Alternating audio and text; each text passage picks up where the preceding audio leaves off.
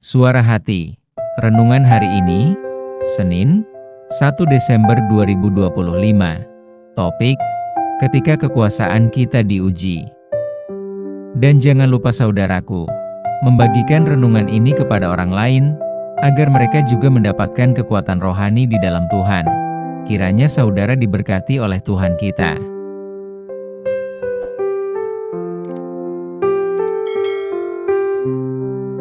Nas renungan hari ini, Kejadian 42 ayat 6, sementara itu Yusuf telah menjadi mangku bumi di negeri itu, dialah yang menjual gandum kepada seluruh rakyat negeri itu. Jadi ketika saudara-saudara Yusuf datang, kepadanyalah mereka menghadap dan sujud dengan mukanya sampai ke tanah. Saudaraku, kalau boleh jujur, kebanyakan di antara kita pasti mempunyai impian. Kalau bisa kita memegang kendali atas segala sesuatu di sekeliling kita.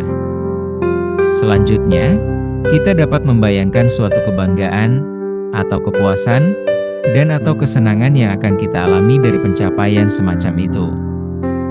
Bila kita dapat memegang kendali, pasti kita akan memikirkan, apa saja yang akan kita lakukan pasti akan penuh.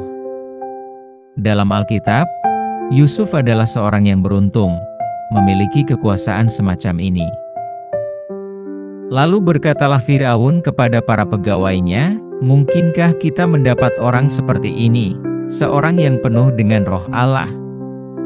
Kata Firaun kepada Yusuf, "Oleh karena Allah telah memberitahukan semuanya ini kepadamu, tidaklah ada orang yang demikian berakal budi dan bijaksana seperti engkau.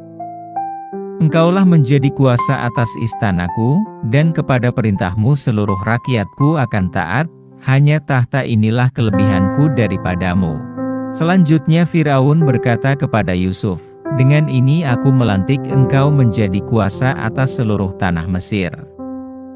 Kejadian 41 ayat 38-41. Yusuf telah menjadi penguasa penuh setelah Raja Mesir, kecuali terhadap istri raja. Yusuf mengatur perbekalan di Mesir, ketika belum terjadi wabah kekeringan di Israel dan Mesir. Ketika ramalan Yusuf menjadi kenyataan, atas bencana kekeringan, maka orang-orang dari beberapa daerah sekitar mendengar bahwa hanya di Mesir yang memiliki persediaan untuk dapat bertahan hidup dari kelaparan. Kalaulah kita bayangkan, pikiran apa yang akan terlintas dalam benak kita bila kita di posisi seperti Yusuf. Dengan memperhatikan kisah perjalanan hidup Yusuf, hingga tiba di istana Firaun, tentu punya kisah yang menyedihkan. Ya, sangat menyedihkan. Secara pandangan hukum, yang dialami Yusuf, maka pelakunya wajar mendapat ganjaran kurungan penjara. Tetapi pada saat itu, Yusuf tidak memiliki kemampuan untuk melawan segala tekanan yang dideritanya. Hanya satu andalan yang dituruti Yusuf, yaitu pasrah kepada rencana Tuhan Allah, dan menganggap semua cobaan hidup itu adalah ujian dalam kehidupannya. Ujian hidup yang dihadapi Yusuf, ujian kedua yang dihadapi Yusuf, adalah ketika ia berjumpa dengan abang-abangnya ketika datang ke Mesir untuk membeli perbekalan hidup. Kesuksesan Yusuf didasarkan penyertaan Tuhan Allah. Artinya, Yusuf keluar dari penderitaan fisik dan batin adalah berkat kedekatannya kepada Tuhan Allah. Ujian yang kedua adalah ketika Yusuf berjumpa dengan abang-abangnya. Sebagai manusia biasa, Yusuf pasti akan teringat dengan masa lalunya, ketika abang-abangnya menyesah dan bahkan menjualnya kepada saudagar Mesir.